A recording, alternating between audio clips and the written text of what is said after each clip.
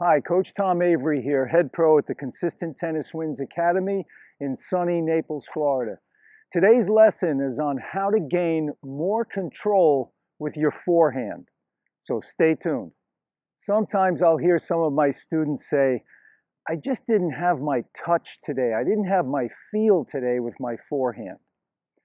And the reason for that is because players are trying to make last second adjustments with their wrist in the hitting zone. Now, when you're trying to make last second adjustments in the wrist, with the wrist rather, in the hitting zone, it's very tricky business because, if the racket face is 2 to 3 degrees off, if it's 2 to 3 degrees laid back, which is barely visible by the human eye, or 2 to 3 degrees forward, you're going to be making mistakes. Your opponent's going to be smiling, okay? So it's not what you do in the hitting zone. It's what you do before the hitting zone. So I tell players, you've got to concentrate on your backswing, how you're bringing the racket back. And then as you swing forward, you have to realize that the shoulder is the hinge. You're not playing around with the lower arm and the wrist in the hitting zone, okay? So, players see, when you watch pros on TV, you think that they're using their wrist in the hitting zone. This simply is not true, okay? It happens after the ball is gone. Remember that. The wrist is rolling after the ball is gone. So what you do up to the hitting zone and through the hitting zone, which is about a foot to a foot and a half, is what really matters. So you have to concentrate on your backswing, keeping, you don't want the racket wobbling around. That way you don't have to make, you're not thinking you have to make adjustments in the hitting zone. Keep it fixed, nice and steady as you bring it back. And then make the shoulder the hinge as you swing. I tell students sometimes, just put your hand behind your back and learn to swing like that. And you see, my wrist and forearm are not making any adjustments. I'm just using the shoulder as the hinge. Now, once I get through the hitting zone, you can relax the wrist and forearm on your finish because the ball's already gone. But the key for you is, if you don't have your touch or your feel, you're probably moving that wrist and forearm in the hitting zone. So learn to take a nice, simple backswing and learn to swing from the shoulder right there. The shoulder's the hinge, and you're going to be vertical in that contact zone. Okay, remember, if the racket is closed here, facing down, and you're swinging on a low to high plane, you're going to be vertical in that contact zone. That's what's going to really give you some nice touch and feel, consistent touch and feel, okay? Being vertical in that contact zone. So let me just demo a few and I'll show you a few key points in slow motion. Okay, when you go out to practice, remember, focus on 1 or 2 points. Remember too that the contact zone is about a foot to a foot and a half.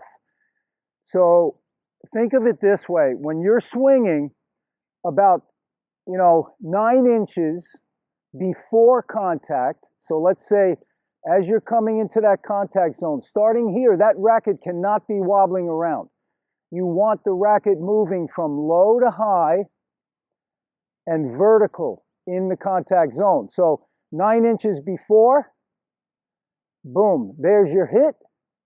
And 9 inches after, you want that racket vertical, moving from low to high. That way, if your timing is slightly off, you're still going to keep the ball in play because you've got that foot and a half area where your racket's moving low to high and in a vertical position. So that's how you get really consistent, okay? So if you hit it, you know, a little early, 9 inches after, you're still going to be vertical. If you hit it a little late, you're still vertical in that contact zone. So here's a little practice session. I'm focusing on swinging from the shoulder and not playing around with the wrist and forearm in that contact zone. All right, here we go.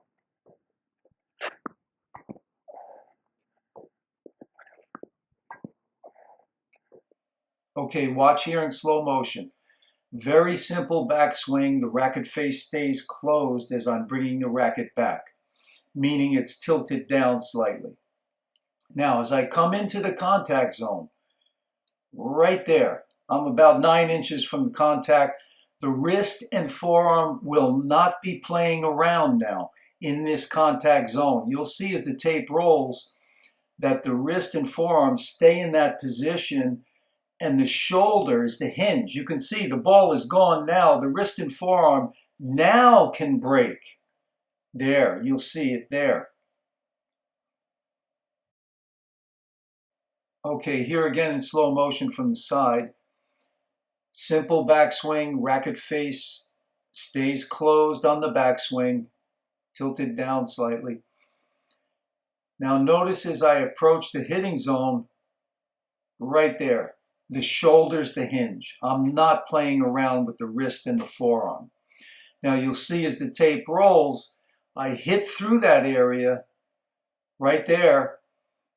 Wrist and forearm now can break, and you'll see that happen on this finish. I'll roll the wrist and forearm right there.